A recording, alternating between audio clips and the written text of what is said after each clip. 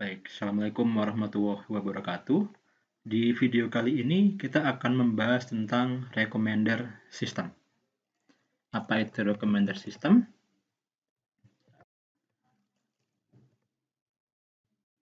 F5.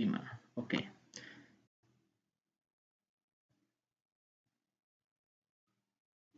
Ya. Apa itu recommender system? Bisa Anda baca di sini bahwa suatu recommender system adalah suatu sistem yang menggambarkan pola dari kebiasaan manusia dan memprediksi apa yang diinginkan atau disukai. Contohnya, jika misalkan Anda membeli suatu buku dengan judul Machine Learning di Python, dan kita menyukai untuk membaca, maka kita juga akan menyukai buku tentang data visualization. Jadi konsepnya sebenarnya mirip seperti yang sudah kita bahas di video sebelumnya untuk association rule. Nah, mungkin ada yang bertanya, terus Pak, bedanya apa antara association rule dengan recommender system yang kita pelajari hari ini? Oke, hasil akhir dari association rule adalah berupa rule, ya, berupa aturan-aturan asosiasi. Misalkan kayak kemarin, jika ada seseorang membeli roti, maka kemungkinannya sekitar 70% mereka juga akan membeli susu. Atau jika seseorang membeli kopi dan gula, maka kemungkinannya 70% mereka juga akan membeli misal roti seperti itu. Itu adalah hasil akhir dari association rule. Nah, hasil akhir atau aturan-aturan asosiasi yang kita dapatkan dari association rule itu bisa digunakan ketika kita ingin membentuk suatu recommender system. Ya, tuh. Jadi perbedaannya lebih ke arah konsepnya seperti itu. Oke, kita teruskan lagi. Recommender system ini banyak diterapkan pada aplikasi-aplikasi yang mungkin seringkali kita gunakan. Apa saja aplikasi-aplikasi yang menggunakan recommender system? Pertama, yang sering Anda lihat adalah Amazon. Mungkin kita di Indonesia jarang menggunakan Amazon, kita lebih senang atau lebih sering menggunakan Tokopedia atau Bukalapak atau mungkin yang lain. Konsepnya sama. Jadi ketika kita sudah pernah membeli suatu produk, maka sistem bisa merekomendasikan produk yang mirip atau produk yang serupa, yang kemungkinan juga akan menarik hati kita untuk membeli produk tersebut. Ada lagi Spotify. Misal kita suka mendengarkan suatu lagu, maka direkomendasikan lagu-lagu yang sesuai dengan genre atau artis yang kita sukai. Atau Netflix. Nah, ini hampir sama dengan Spotify tadi. Ketika kita sudah seringkali menonton suatu serial atau suatu film, movie, maka Netflix akan merekam itu semua dan Netflix akan merekomendasikan film-film atau serial-serial yang mungkin juga akan menarik bagi kita. Oke, apakah hanya Amazon, hanya Netflix, hanya Spotify? Ternyata tidak, banyak lagi yang lain. Misal LinkedIn untuk mencari pekerjaan-pekerjaan yang mungkin saja cocok dengan profil kita, atau sebaliknya, ketika ada perusahaan itu butuh seorang karyawan, maka LinkedIn akan berusaha untuk mencarikan kira-kira profil siapa yang cocok untuk mengisi pekerjaan yang ditawarkan tersebut. Pun demikian juga dengan sosial media yang sering kali kita pakai, misalkan Facebook atau Twitter atau Instagram. Biasanya sosial media itu akan merekomendasikan orang-orang yang menurut mereka itu bisa kita add atau bisa kita tambahkan sebagai teman kita. Dari mana? Dari profil atau dari histori teman-teman kita. Gitu ya. Jadi misalkan saya berteman dengan Pak Denar misalkan. Saya juga berteman dengan Pak Galih misalkan. Karena Pak Denar dan Pak Galih itu berteman dengan seseorang yang namanya Joko misalkan, maka Joko ini bisa jadi direkomendasikan ke saya untuk saya tambahkan sebagai teman. Nah, Itu adalah contoh dari recommender system. Di beberapa tugas besar atau di beberapa topik usulan tugas besar yang Anda kirimkan ketika UTS kemarin, sebagian besar saya lihat, bukan besar, maaf, sebagian saya lihat ada yang topiknya itu tentang recommender system, sehingga ini saya buat video untuk membahas itu semua. Oke, keuntungan dari recommender system. Keuntungannya adalah perspektifnya yang lebih luas. Kemudian, kemungkinan penggunaan berkelanjutan atau pembelian dari sebuah produk, serta membuat pengalaman jadi jauh lebih menyenangkan. Karena kita tidak perlu lagi harus mencari produk, tapi oleh sistem, oleh Tokopedia, oleh Bukalapak, itu produk yang mungkin kita butuhkan atau kita inginkan tapi belum kepikiran, itu tiba-tiba muncul di halaman utama kita sehingga kita bisa tertarik untuk membeli produk tersebut. Oke. Nah, pada dasarnya ada dua tipe dari recommender system. Yang pertama adalah content based atau biasanya disingkat dengan CBRS, content based recommender system. Main ID-nya adalah berfokus pada barang yang dipilih, di mana kalau kita menggunakan tipe yang CBRS ini, maka sistem akan merekomendasikan item ke pengguna berdasarkan pilihan sebelumnya yang memiliki rating tertinggi. Saya ambil contoh misalkan seperti ini. Anggap aja ini ada orang namanya adalah Joni gitu ya. Joni dia pernah menonton dua film. Yang pertama adalah film Captain America Civil War, kemudian sama filmnya Spider-Man gitu ya. Joni pernah nonton kedua film ini dan Joni menyukai kedua film ini. Nah, kemudian di database itu ada dua film lain yang belum ditonton oleh Joni. Yang pertama adalah Batman vs Superman dan yang kedua adalah Guardian of the Galaxy. Pertanyaannya, film mana yang akan direkomendasikan oleh sistem untuk ditonton oleh Joni? Maka caranya adalah kalau kita menggunakan content based recommender system, maka sistem akan melihat kemiripan antara kedua film yang belum ditonton oleh Joni dengan dua film yang sudah pernah ditonton oleh Joni. Nah, kebetulan keempat-empatnya genrenya adalah action misalkan, atau keempat-empatnya sama-sama bercerita tentang superhero.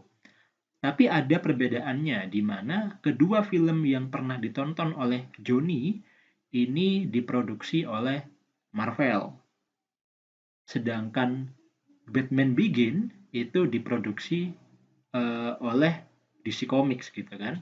Nah, karena yang satu DC Comics, yang satu ini diproduksi oleh Marvel, maka lebih mirip untuk yang Guardian of the Galaxy. Kenapa? Karena dua film yang ditonton oleh Joni dan Joni suka, itu kedua-duanya diproduksi oleh Marvel. Maka kemungkinan besar Joni juga akan menyukai film yang diproduksi oleh Marvel yang lain dibandingkan dengan film yang diproduksi oleh DC Comics. Ini adalah contoh penerapan content based recommender system. Jadi lebih fokus kepada produk atau item itu sendiri.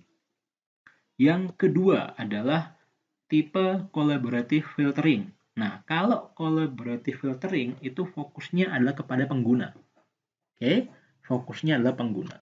Kalau Anda lihat di content base atau di CBRS, kita hanya butuh data history dari satu orang pengguna agar kita bisa merekomendasikan mana film yang cocok untuk ditonton oleh pengguna tersebut.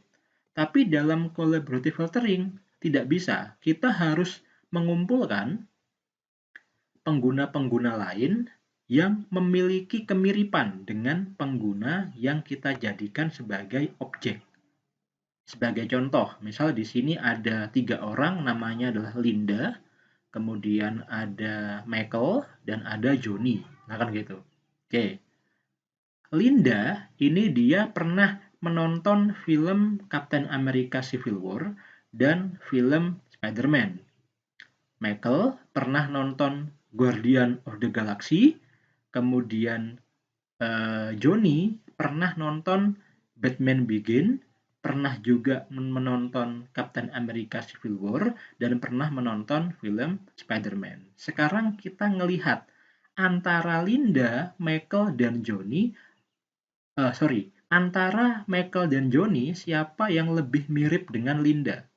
Kalau kita lihat di sini, Linda belum pernah menonton film yang ditonton oleh Michael, ya kan? Michael hanya pernah menonton satu film, yaitu Guardian of the Galaxy.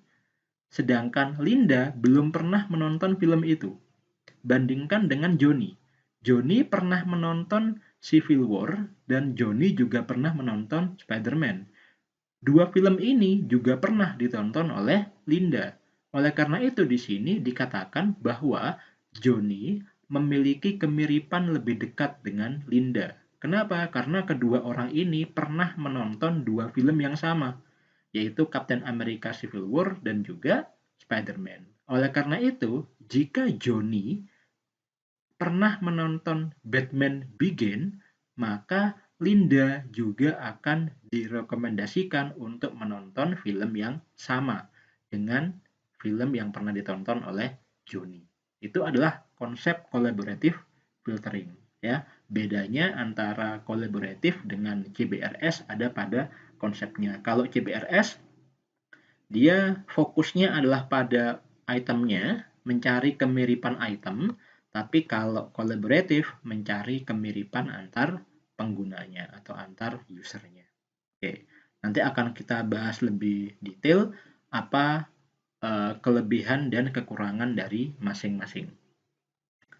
Oke, ini adalah alur kerjanya, alur kerja dari recommender system. Jadi misalkan di sini ada seseorang. Orang ini menyukai kedua objek ini, ya. Dia menyukai objek lingkaran berwarna merah dan juga objek segitiga berwarna merah. Oke. Dari kedua objek ini kemudian sistem akan menciptakan user profile. Jadi sistem akan mencoba untuk menciptakan profil dari user yang bersangkutan. Kalau dilihat di sini, maka ada 3 profil. Yang pertama adalah user menyukai warna merah. Yang kedua, user menyukai objek dengan bentuk lingkaran. Yang ketiga, user menyukai objek dengan bentuk segitiga. Nah, dari user profil ini kemudian kita match-kan. Kebetulan di database itu ada 4 objek. Misal objeknya adalah segi 6 warna merah, lingkaran warna hijau, segi 4 warna biru, dan segi 4 warna hijau. Mana yang paling mendekati dengan profil dari user ini? Yang pertama jelas ini ada warna merah. Yang kedua ini ada lingkaran. Sedangkan objek yang segi 4 warna biru dan segi 4 warna hijau ini tidak sesuai dengan profil pengguna. Oleh karena itu, sistem akan merekomendasikan 2 item yang ada di atas ini, yaitu segi 6 warna merah dan lingkaran warna hijau ke user yang bersangkutan. Inilah alur kerja dari recommender system. Nah, implementasi dari recommender system. Implementasi dari recommender system itu bisa dilakukan dengan 2 model. Dengan 2 pendekatan, maaf. Yang pertama adalah memory base, ya. Kalau menggunakan pendekatan memory base, maka sistem akan menggunakan seluruh dataset dari barang yang dipilih oleh pengguna sebagai dasar pembuatan rekomendasi. Oke, jadi misalkan saya ingin merekomendasikan film kepada pengguna X, maka saya perlu untuk melihat X ini pernah menonton film apa saja. Itu adalah konsep memory base. Biasanya menggunakan teknik statistik untuk mengukur pilihan pengguna atau barang seperti Pearson correlation, Gaussian similarity, Euclidean distance, dan lain-lain. Yang kedua bisa juga dengan menggunakan pendekatan model base. Kalau menggunakan pendekatan model based, maka sistem akan membuat suatu model berdasarkan kebiasaan pengguna. Model ini bisa menggunakan teknik-teknik machine learning seperti regresi, clustering, klasifikasi, ataupun yang lainnya. Gitu ya. Oke, kita akan masuk ke contoh kasus sekarang. Ini ada content based recommender system. Video ini akan fokus membahas cara kerja dari content based recommender system. Nanti untuk yang collaborative filtering akan kita bahas di video selanjutnya. Oke. Content based recommender system atau biasa disingkat dengan CBRS gitu ya. Sistem ini atau pendekatan ini dia akan menggunakan sejarah atau histori pemilihan item dari pengguna. Berarti CBRS dia menggunakan pendekatan memory based. Oke. Di mana suatu item dideskripsikan berdasarkan fitur-fitur, contohnya aktornya, director, kategori, kata, dan seterusnya. Pelatihan dilakukan melalui regresi model dan setiap user berdasarkan isi fitur dari setiap item. Oke. Kita ambil contohnya gitu ya. Contoh dari content based system, misalkan ada seseorang tadi namanya Joni, ketika dia menyukai film 1 dan film 2, maka kita akan mencari kemiripan antara film 3 dan film 4 dengan kedua film yang pernah ditonton oleh orang ini. Nah, misalkan yang mirip adalah item 3, maka item 3 yang akan direkomendasikan oleh sistem untuk pengguna tersebut. Itu contoh penerapan content based system. Kita akan langsung masuk ke contoh kasus agar Anda lebih paham bagaimana cara CBRS bisa merekomendasikan suatu film atau suatu produk ke pengguna. Nah, kebetulan di sini contohnya adalah contoh produk berupa film gitu ya. Misal kita punya seorang pengguna, sebut saja Joni, dan kita punya 6 buah film. Ya, ada Batman versus Superman, ada Guardian of the Galaxy, ada Captain America Civil War, ada Hitchhiker's Guide to Galaxy, ada Batman Begins, dan ada Spider-Man. Dari keenam film ini, ada 3 film yang pernah ditonton oleh Joni, yaitu Batman versus Superman, Guardian of the Galaxy, serta Captain America Civil War. Nah, setelah menonton ketiga film ini, ternyata Joni paling suka adalah Guardian of the Galaxy. Terbukti dia ngasih nilai rating sebesar 10. Oke, misal kita asumsikan ratingnya itu antara 1 sampai 10. 1 artinya dia sangat tidak suka, 10 artinya dia sangat suka. Berarti kalau nilainya 10, berarti Joni sangat menyukai film Guardian of the Galaxy.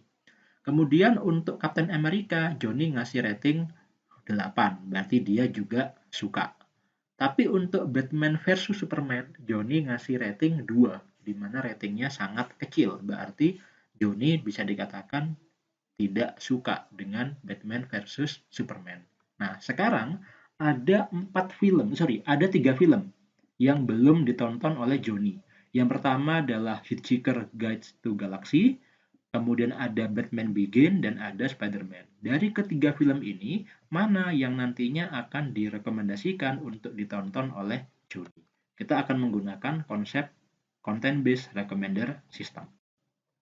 Yang pertama, kita akan membuat suatu matriks ya, yang berisi rating yang diberikan oleh Joni kepada 3 film yang pernah dia tonton.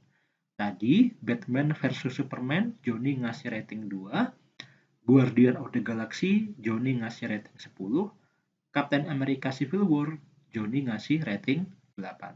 Setelah itu, kita membuat matrix movie berdasarkan genrenya. Nah, kalau Anda lihat di sini, masing-masing film itu diberi keterangan berupa genrenya. Misal Batman versus Superman ini genrenya adventure dan superhero, Guardian of the Galaxy genrenya komedi, adventure, superhero, dan sci-fi, dan seterusnya. Gitu ya. Berarti di sini diasumsikan kita menggunakan satu buah fitur, yaitu fitur genre. Untuk kasus-kasus yang lain, mungkin fiturnya nggak cuma genre saja.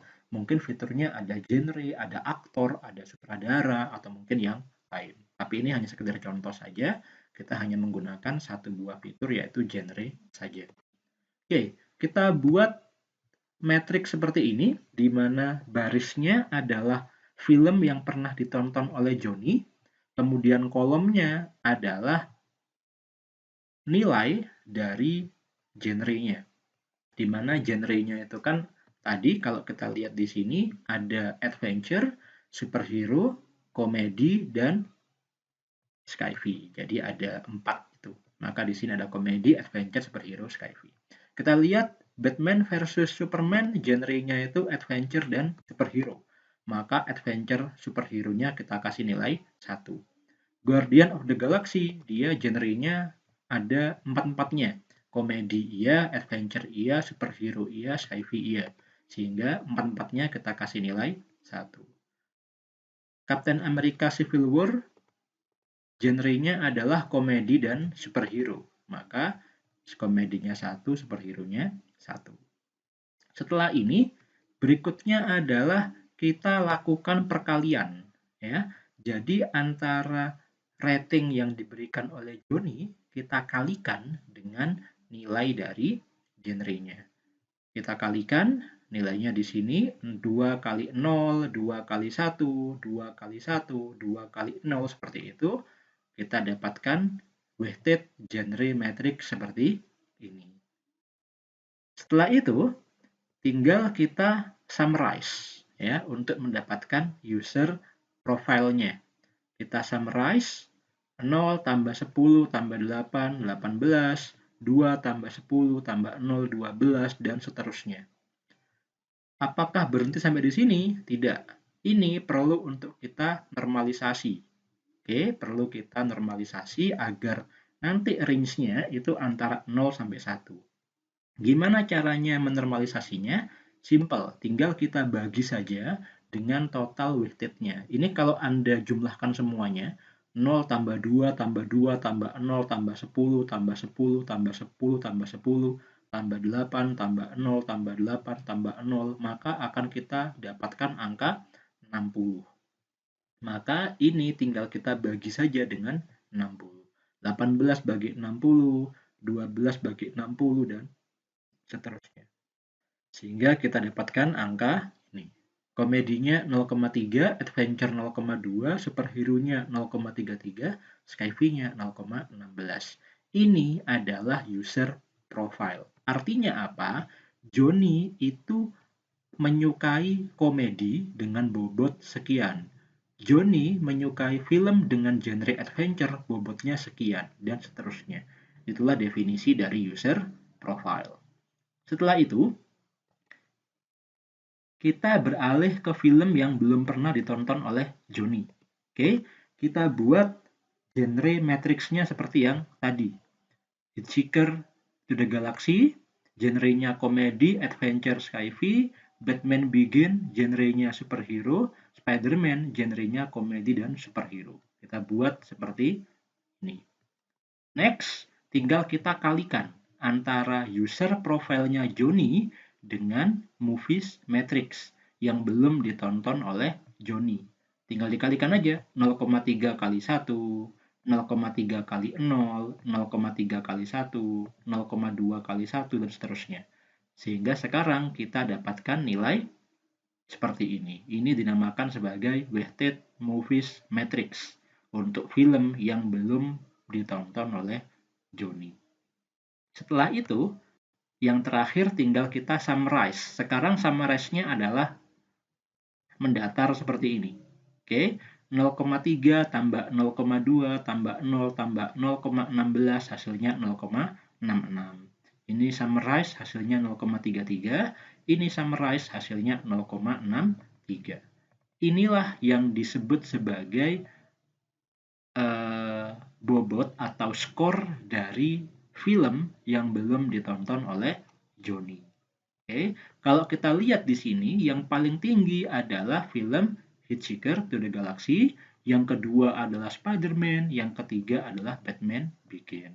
Dari sini bisa kita simpulkan bahwa kalau ada 3 film ini, maka yang akan direkomendasikan pertama untuk Joni adalah film Hitchhiker to the Galaxy, yang kedua adalah Spider-Man, dan yang ketiga adalah Batman Begins. Seperti itu. Oke. Nah, sekarang pertanyaannya, Pak, gimana kalau misalkan ada film baru? Misalkan ada film baru ini, namanya adalah Lady Bird. Genrenya adalah drama. Pertanyaannya, apakah film ini bisa kita rekomendasikan ke Joni? Jawabannya adalah tidak bisa.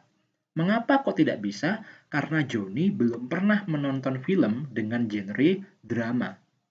Oke, jadi bisa Anda simpulkan di sini, kalau misalkan saya punya ribuan judul film, maka yang akan saya hitung skornya itu hanya film-film yang memiliki genre yang pernah ditonton oleh Joni.